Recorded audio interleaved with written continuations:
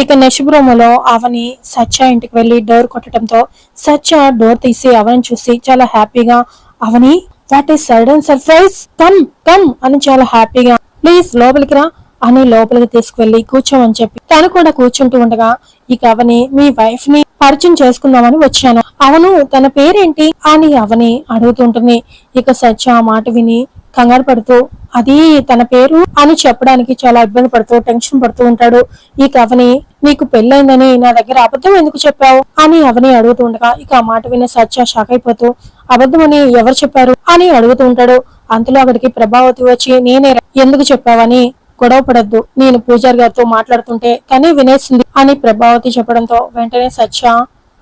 అవనితో college లో నిన్ను ఇష్టపడటం, ఆ ఇష్టం ప్రేమగా మారడం, ఆ ప్రేమను నేను పెళ్లి వరకు తీసుకువెళ్ళాలి అనుకోవడం కానీ అని సత్య గతం చెప్తూ ఉండగా, ఇక ఆ మాట విన్న అవని ఒక్కసారిగా షాక్ అయిపోతూ సత్య వైపు చాలా కోపంగా చూస్తూ ఉంటుంది.